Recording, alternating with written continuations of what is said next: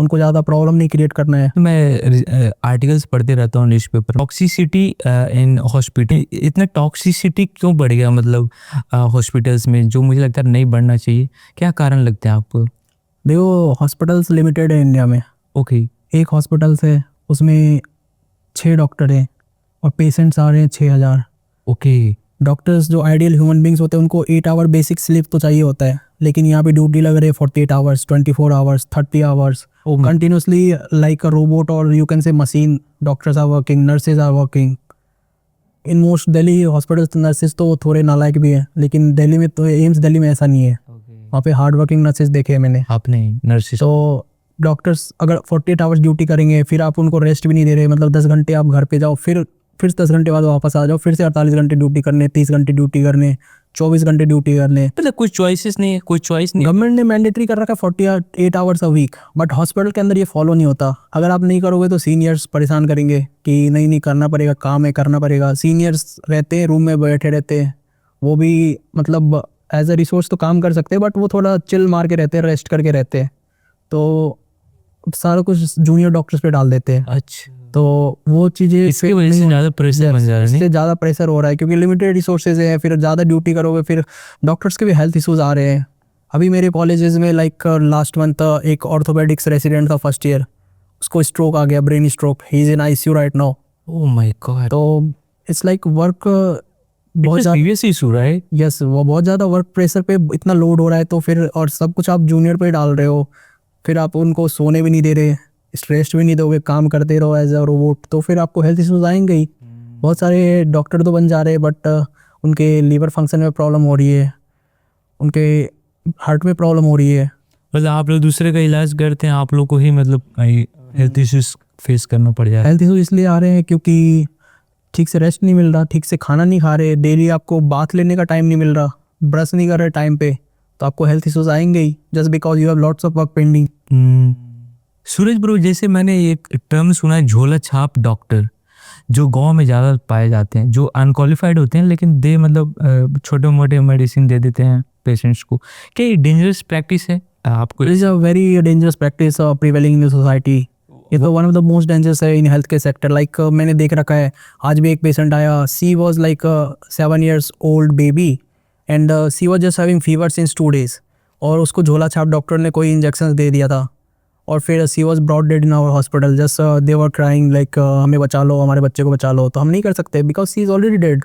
Previously like lots of patients came with same history, like हमने treatment करवाया था पीछे किसी से, वो ऐसे ही था without any prescription. We ask them for prescription also, हमें दिखाओ पर्चा, तो वो बोलते नहीं नहीं हमने तो ऐसे ट्रीटमेंट करवा लिया था, उन्होंने दवाई दिया था, इंजेक्शंस दिए थे, मेडिसिन दिए थे, फिर ऐसा हो गए बच्चे, फिर हम यहाँ आ गए। तो ये सब चीज़ें नहीं होनी चाहिए। तो आप मुझे यहाँ से बता दीजिए, as a doctor, being as a doctor, आप क्या मैसेज दोगे पेशेंट को कि उन लोग को अनक्वालिफाइड डॉक्टर से इलाज नहीं करवाना चाहिए? मैं यही कहना चाहूँगा, अगर डॉक्टर्स पैसे ले रहे हैं तो थोड़ा जिम्मेदारी भी ले रहे हैं, तो आप एक अच्छे वैलिड डॉक्टर के पास जाएं और अपना प्रॉपर ट्रीटमेंट करवाएं। ये नहीं कि किसी के पास 2 पैसे कम बचाने के चक्कर में तो आप वैसे लोगों के पास ना जाए जहां आपका गलत ट्रीटमेंट हो जाए और आपको कुछ सीरियस इश्यूज बाद में फेस करने पड़ जाए। जिससे मैंने ये देखा है कि डॉक्टर लोग इतना हार्डवर्क करके 8-10 साल की पढ़ाई करने के बाद वो लोग नहीं चाहता कि रूरल इंडिया को सर्व करे, मतलब गांव में जाके सर्विस नहीं देना चाहता। तो इसके वजह से गांव में ये इशू आ जा रहे हैं कि अच्छे डॉक्टर नहीं मिल पा रहे उन लोग को। तो आप एक ये जो इश्यूज है रूरल इंडिया का, वो कैसे सॉल्व होगा? मतलब आप कुछ रूरल इंडिया में डॉक्टर्स इसलिए नहीं जाना चाहते क्योंकि फैसिलिटी नहीं है वहाँ पे। फैसिलिटी क्यों नहीं है? गवर्नमेंट फंड्स तो अलॉट कर देती है, लेकिन वहाँ पे प्रॉपरली मैनेज नहीं हो रहा। लाइक आपको ECG मशीन नहीं है, AC तो लगा हुआ है, AC चल ही नहीं रहा, चेयर्स तो लगे पड़े टूटे पड़े हैं, तो डॉक्टर्स क्यों जाना चाहेंगे वहाँ? लाइक वहाँ पे अब फैसिलिटी तो सफ़र करेंगे क्योंकि गवर्नमेंट ही प्रॉपरली मैनेज नहीं कर रहे, जितना जो चीज़ नेसेसरी है वो नहीं दे रहे। डॉक्टर्स तो रेडी है वहाँ पे जाके सर्व करने के, लेकिन आप उनको प्रॉपर वो तो दो, तभी इंफ्रास्ट्रक्चर की कमी है। इंफ्रास्ट्रक्चर नहीं दोगे तो क्यों जाएंगे वहाँ पे? सिक्योरिटी दो, आप सिक्योरिटी नहीं दो वहाँ पे, आप देखोगे डॉक्टर पे अटैक हो जाते हैं, वहाँ पे कोई गार्ड्स नहीं रहते, तो फिर क्यों जाएंगे वहाँ पे? हाँ, अच्छा, डॉक्टर को अटैक कर देता patient, right? Career oriented podcast करता हूँ, तो मैं गेस्ट से कुछ उनके थॉट्स जानना चाहता हूँ कि कैरियर का चॉइस कैसे करे। मतलब बंदा 10th के बाद या 12th के बाद क्या क्राइटेरिया या माइंड में रखना चाहिए कैरियर चूज़ करने से पहले? मतलब जैसे आप डॉक्टर बनना, आप तो मुझे लग रहा है कि बचपन से ही चाहते थे डॉक्टर बनना और आपने चूज कर लिया। लेकिन जैसे कोई इंडिया में एक ट्रेंड सा है कि पेरेंट्स फोर्स करते हैं अपने बच्चों को कि आप डॉक्टर बनो या इंजीनियर बनो। ये दो कैरियर तो मोस्ट वांटेड कैरियर है इंडिया में। तो आपको क्या लगना चाहिए कि पेरेंट्स के द्वारा प्रेशराइज करना चाहिए इन दो फील्ड के लिए आपको, आपके हिसाब से?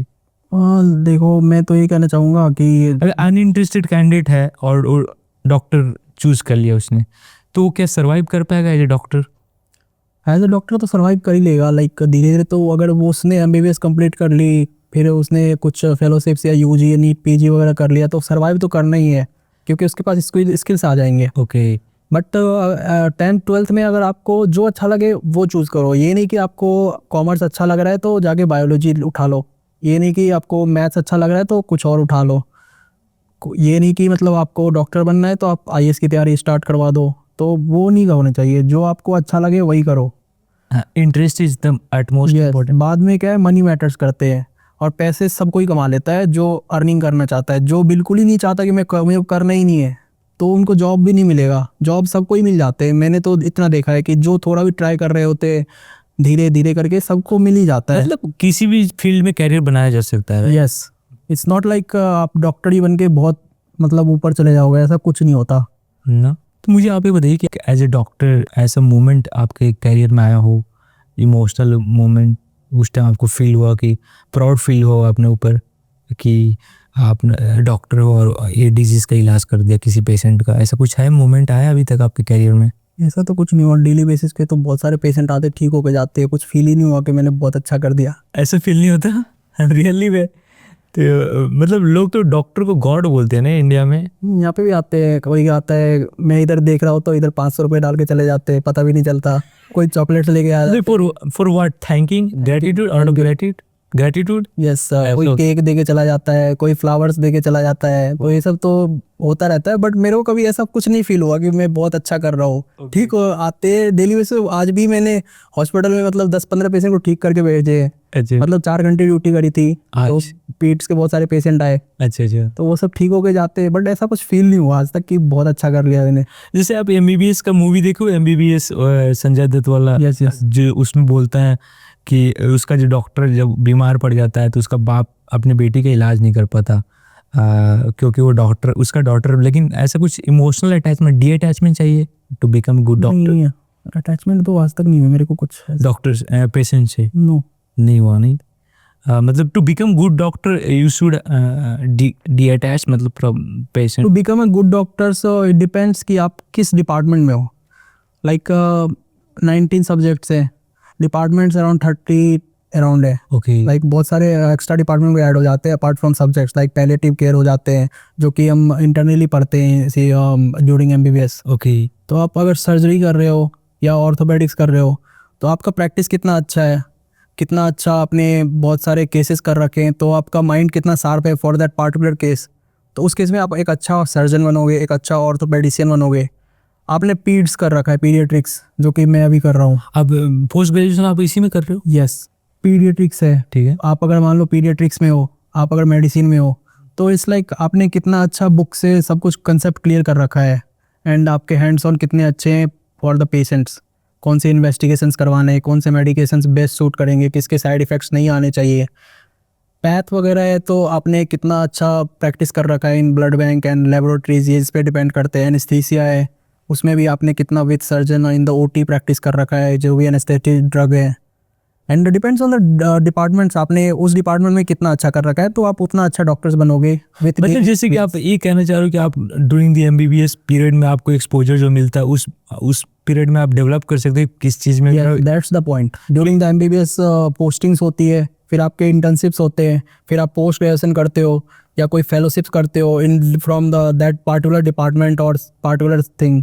तो वो चीज़ें आपके ब्रेन में फिर एक्टिव होती है, तो फिर on the basis of that you can choose career, मतलब particular career, right? Particular career you can become a good doctor. Okay. अच्छा, जैसे आप पोस्ट ग्रेजुएशन कर रहे हो बच्चों के डॉक्टर वाले फील्ड में, तो आपने ये मतलब क्यों चूज़ किया, मतलब चाइल्डहुड वाला ही? फर्स्ट ऑफ ऑल मेरे को बच्चे खेलते हुए बहुत अच्छे लगते हैं और उनको थोड़ा पढ़ाने वढ़ाने में, बचपन से बच्चे दिखते तो मैं उनको पढ़ाने में बहुत ज़्यादा एक्टिव हूँ। तो मेरे को बच्चे थोड़ा ज़्यादा एक्टिव है। और सेकंड फैक्टर ये है कि अदर डिपार्टमेंट में मेडिसिन है, सर्जरी है, ऑर्थो है, इनमें ना बहुत ज़्यादा स्ट्रेसफुल ड्यूटीज़ हैं, अच्छा स्ट्रेस ज़्यादा है, तो वो उतना स्ट्रेसफुल मेरे को लाइफ चाहिए नहीं था, तो मैंने पीड्स डिपार्टमेंट यूथ चूज़ किया। मैं और भी अच्छे डिपार्टमेंट यूथ चूज़ कर सकता था, साइकेट्री जिसमें बहुत कम स्ट्रेस है या नॉन क्लिनिकल है, बट मेरे को क्लिनिकल चाहिए था विथ लेस स्ट्रेस। ओके, इसलिए आपने चूज किया। यस, ये पीडियाट्रिक्स एक ऐसा डिपार्टमेंट है जो उसमें सबसे कम स्ट्रेस है with good clinical experience. Okay, तो ठीक तो है, मुझे लगा कि पीडियाट्रिक्स में तो बोलते हैं कि लेडी डॉक्टर ज़्यादा प्रेफरेबल होते हैं, ऐसा कुछ है?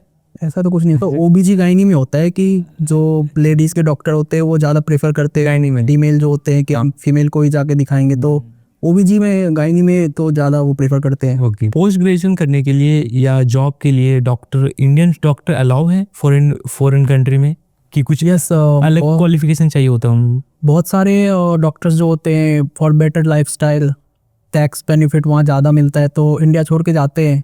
Like with same tax benefit, India में रोड्स अच्छे नहीं है बट वहाँ पे रोड्स अच्छे हैं, फैसिलिटीज़ अच्छे हैं, जाते हैं मोस्टली लंदन जाते हैं, यूनाइटेड किंगडम, यूरोप जाते हैं। यूरोप के देशों में जाते हैं, मैंने यूएस भी जाते हैं। यूएसए के टॉप डॉक्टर से इंडियंस ओरिजिन के हैं। यस, बहुत सारे इंडियन ओरिजिन के टॉप डॉक्टर्स, आप नरेश त्रिहान को ले लो जो मेदांता के चीफ हैं, वो भी यूएस में काम करके आए थे। अच्छा, तो वैसे बहुत सारे डॉक्टर्स उधर हैं।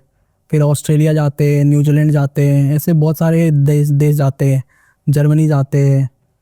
एंड मोस्ट प्रेफर्ड कंट्री क्या है, मतलब डॉक्टर? मोस्ट प्रिफर्ड तो इंग्लिश स्पीकिंग कंट्रीज है। ओके, लाइक जर्मनी में जर्मन मैंडेटरी है जो कि इतना आसान नहीं होता क्रैक करना। Yes yes. तो जर्मनी मतलब यूके ज़्यादा जाते हैं, ऑस्ट्रेलिया ज़्यादा जाते हैं, यूएसए सबसे ज़्यादा जाते हैं, बट जो सबसे ज़्यादा सैलरी प्रोवाइडिंग कंट्रीज़ है वो है लग्जमबर्ग लक्ष्मबर्ग एंड जर्मनी। ये दोनों नेबर कंट्रीज़ है, तो ये सबसे ज़्यादा मतलब सैलरीज प्रोवाइड करते हैं, but due to language barrier वहाँ जा नहीं पाते लोग। एंड अगर आपको यूके जाना है तो आपको जस्ट लाइक एफएमजी एग्ज़ाम होता है जो बाहर से पढ़ के आते हैं यहाँ लाइसेंसिंग एग्ज़ाम देने के लिए, इंडिया में लाइसेंस होने के लिए, तो यूके के लिए प्लैब एग्ज़ाम होता है, यूएस के लिए यूएसएमएलई एग्ज़ाम होता है। उसको क्रैक करना पड़ेगा तभी प्रैक्टिस कर सकते हो। Yes, it is like 3 stage examination. Okay, तो first stage is basic OET and IELTS, जो कि इंग्लिश प्रोफिशिएंसी टेस्ट या मैंने भी क्लियर किया है। आपने क्या अब प्लान कर रहे हो फॉरेन जाने का? प्लान किया था बट मेरे को ज़्यादा अच्छा नहीं लगा क्योंकि अभी passport issue and visa issue चल रहे, तो मैंने उसको ड्रॉप करके फिर मैंने post graduation in Pitt's join कर लिया। कर दिया आपने? इससे अच्छे खासे अर्निंग हो जाएगी, लाइफ चलेगा अच्छा।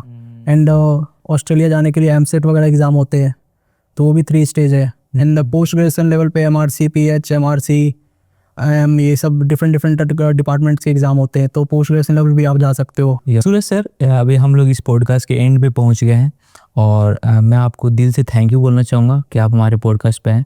Thank you so much and thank you again for inviting me. आपको कैसा लगा, मतलब ये पॉडकास्ट का एक्सपीरियंस आपको कैसा रहा? Good, it's very good. आप अपनी तरह की जिंदगी नहीं जी पा रहे तो आप सक्सेसफुल नहीं है। हमें सोसाइटी जो है वो डाल देती है इस ढर्रे पे कि आप क्या अचीव करेंगे, आप क्या बनेंगे, और आप उसी रट के अंदर हमेशा उसी दौड़ में लगे रहते हैं और आप अचीव करते जाते हैं, एक्यूमुलेट करते जाते हैं, and then finally you realise कि यू आर नॉट सक्सेसफुल। लोगों के लिए आपको परसेप्शन है कि आप सक्सेसफुल हैं, बट आप अगर अपनी तरह की जिंदगी नहीं जी पा रहे हैं तो आप सक्सेसफुल नहीं हैं।